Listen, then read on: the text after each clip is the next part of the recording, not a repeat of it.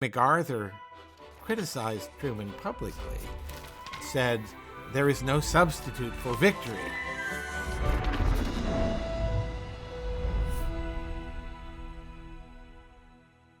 There wasn't much time after the victory over Germany and Japan for popping champagne corks and celebrating. Just as the 50 nations that had joined in defeating the Axis powers were drafting a charter for the United Nations in San Francisco, the victorious alliance between the United States and the Soviet Union was falling apart.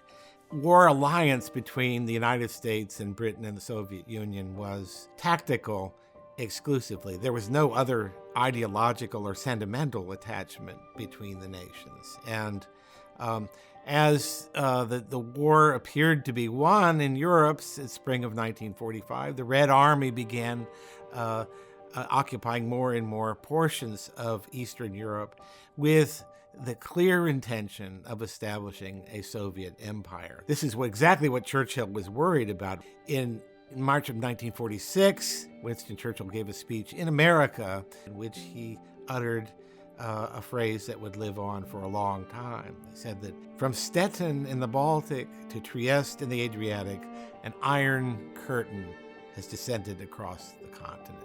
So what to do about this expansionist tendency? Short of fighting a war. Well, what Truman arrived at was a conclusion heavily influenced by the writings of George Kennan, an American diplomat in Russia, who believed that Soviet expansionism was actually a result of the insecure, unstable nature of the regime itself, and that the process of expansion was actually a way of holding that regime together, and that if expansion was prevented, if it was contained, then the regime in due course would turn in on itself and collapse. This doctrine came to be known as containment because it was a way of fighting the Soviet regime by containing it rather than by defeating it. At any rate, a sustained confrontation between the two remaining superpowers in the world that would come to be called the Cold War.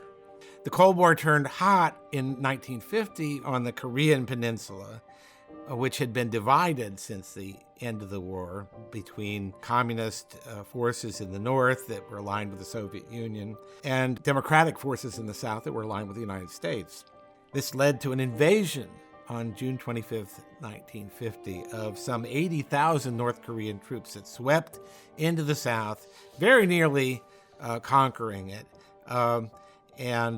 Truman invoked the United Nations, and the American response was funneled through the United Nations. So it was called a police action rather than a war.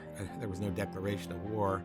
The war went very badly until General Douglas MacArthur got involved, performed a brilliant amphibious invasion at Incheon, which cut off the North Korean troops and led him quickly to be able to round them up, defeat them, and then head north. And he kept going north and finally approached the Chinese border. And at that point, 250,000 Chinese troops swept in on MacArthur and drove him back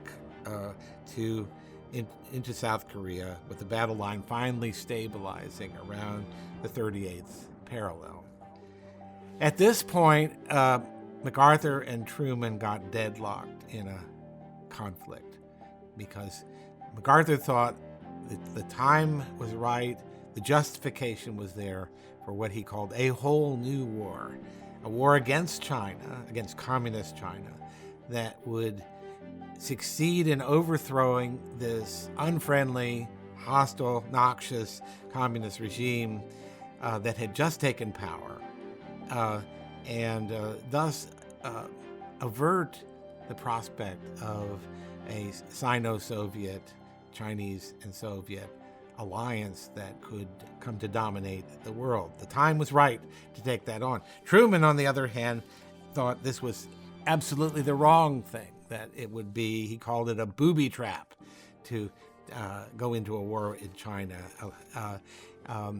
and rejected the idea. MacArthur criticized Truman publicly in an official letter to the House Minority Leader.